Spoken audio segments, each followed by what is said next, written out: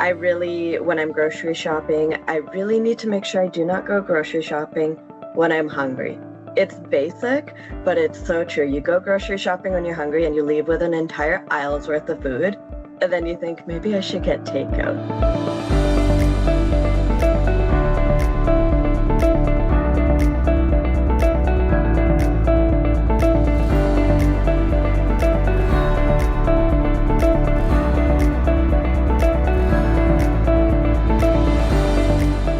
Hello, everyone. My name's Manraj, and I'm a curriculum and resource coordinator with Money Mentors. Now, the theme for Financial Literacy Month is Talk Money. To support this theme, the Humans of Money Mentors are creating videos to discuss some tips and tricks to save money. Now, today, for this week's theme, we're talking about grocery and food savings. So before we begin, I'll have Tim and Sharon introduce themselves. Hi, everyone. My name's Tim. I am the Director for Financial Education at Money Mentors. I'm recently here, but I've got an extensive background in financial services, and I'm very excited to be talking to you during Financial Literacy Month. Sharon, you want to do an intro? Yes, hi. Thank you for that. My name is Sharon Hyde, and I am with the FRESH program, which is a financial reset for small business entrepreneurs and tradespeople in Alberta. And I have a varied background of financial advisor, and I had also at one point managed a grocery store. So I do have some great tips and tricks. Fantastic. So let's start off just talking about our grocery shopping. Do either of you have a grocery list and a grocery budget? Want to go for that one first, Sharon? Yes, thanks, Tim. Oh, me. Yeah, you. Okay, so 2 ways that I actually do it. I raised 6 children, so at one point it was very much a list and shop the traditional way. So I made sure that I had a staple list on my fridge on a magnetic board that had everything I had in my cupboards at the time. And so I always knew what I needed when I went shopping, which saves a great deal of money in the long run. And now with the use of AI, so if you're comfortable using that, I simply take pictures of what's in my fridge and what's in my cupboards. And I just put in the prompt, please let me know what I can use currently in my fridge, how I can use that with recipes included. And in about 30 seconds, it spits out a menu and then what I might need for groceries to pick up on that. Cool. Fantastic. I love the use of technology. For myself, well, I don't do grocery shopping, and I'll get into that a little bit later on when we're talking some more. My wife does the grocery shopping for a variety of reasons, but I want to go back to when I was a little kid and I go grocery shopping with my parents. And what my mom did, she definitely had a grocery list, very, very strict grocery list that she stuck very closely to. This is dating myself here, before everybody had smartphones and calculators. So she had a little pen and paper and she would keep track of how much she was spending. And she brought cash so that when she ran out of money, she ran out of money. And that's how she managed her grocery list. So it's a little bit of a dated story, but it can still be used today for people who aren't technology friendly, or for people who find maybe they spend a little bit too much when they're using a debit card or a credit card. Cash is still a good way to help control yourself. Amazing. That's awesome. Even for myself, I find that having a grocery list, it actually helps save a lot of money. And some fun facts include that having a list, actually, it just keeps you from impulse buying. And in fact, you'll probably save approximately 23% on your grocery expenses when you have a list. Well, that kind of ties into the question that I had. And I was like, what do you do? How do you go about saving money when you're out grocery shopping? What do you do?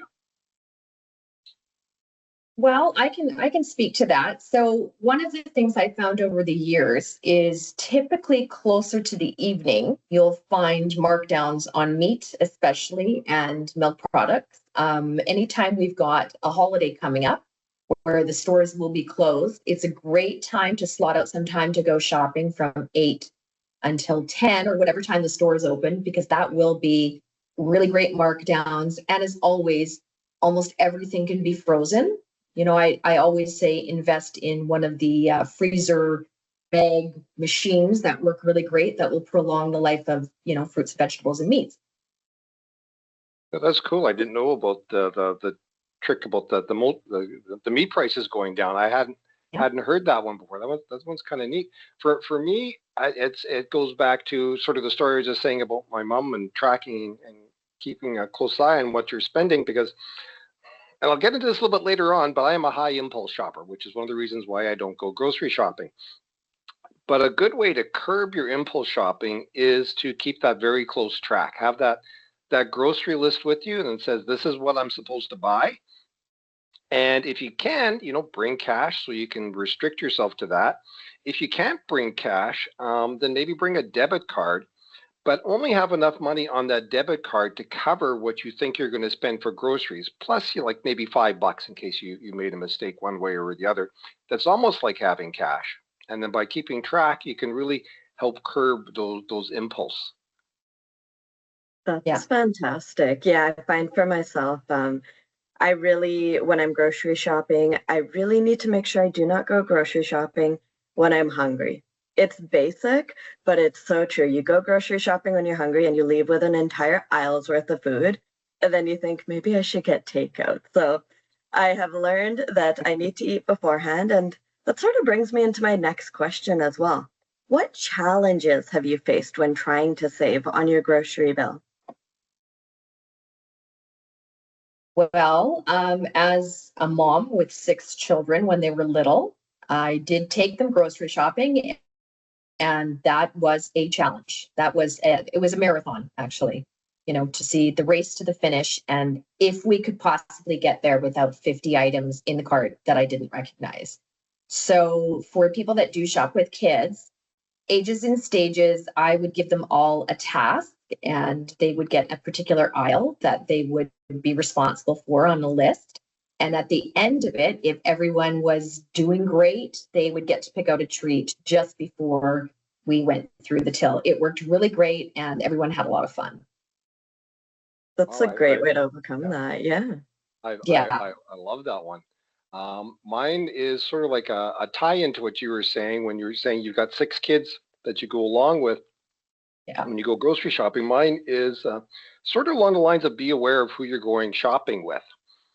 If you have 6 kids, if you can leave them at home with somebody, or if you can leave them with grandma or grandpa so they don't come, because when kids go grocery shopping, kids are kids. What do? Like, mom, dad, I want this. There goes your budget. And sometimes your partner, yes, I'm pointing at me, is the person you want to leave at home, because I am a high impulse shopper. So I'm the person you need to leave at home. So to be fair, my wife and I kind of do a trade-off. She'll go out and do the grocery shopping. She does an excellent job of that. But while she's out doing the grocery shopping, maybe I'm doing the dishes, or I'm vacuuming, or I'm doing something. So it's to try and keep things balanced. But just be aware of who you're bringing with you. And if it's not the right person, you might want to leave them at home. That's a great tip. That's a good point. Yeah. I think I need to be more aware as well. Sometimes it's just easier heading out there by yourself. I find I sometimes have a timer as well, where I try to get everything done in a certain period of time. Now we're wrapping up here, so I'm going to ask everybody quick and fast, what's your top budgeting tip? We'll start with you, Tim. Okay, well, my top budgeting tip is the one I just said. Be aware of who you're bringing with you. So like the first time I went grocery shopping on my own, once I got married, I went to the bakery and I got pies and cakes and cinnamon buns. Then I went to the junk food aisle and I got the chips and the pop and all that stuff. And I came home and I said, I got groceries. And my wife went, where? So from that day on, I was banished from grocery shopping. So I think it's really important to be aware of who you're bringing with you. And if it's a high impulse shopper, see if you can leave them at home. Great. And Sharon? Well, I would say my number one tip is preparation, is always preparation. Know how much you're going to spend. I would also always leave a little bit of room just in case there's some really great sales on something that you need to stock up on that would be a staple item. Definitely that. And stick to your budget as close as possible. And I think it's really important to have that time every month to set aside, mid-month, end of month, just to keep track of where you're at and what you need. Great. And my top grocery savings tip is to have a weekly meal plan and to stick to it. It'll save you a ton of money. That's a great idea. Okay. Well, I think I'll do the quick little wrap up because I think we need to do a quick little wrap here. I just want to thank everyone who's taking the time out to watch the video. Participate in Financial Literacy Month as best as you can. You can go to our Money Mentors website and you'll have tips and tricks there. You can also go to the FCAC, which is the Financial Consumer Agency of Canada website, and you can pick up some more tips and tricks from their website and maybe from some other contributing organizations. And with that, I wish everybody an excellent day and good financial learning.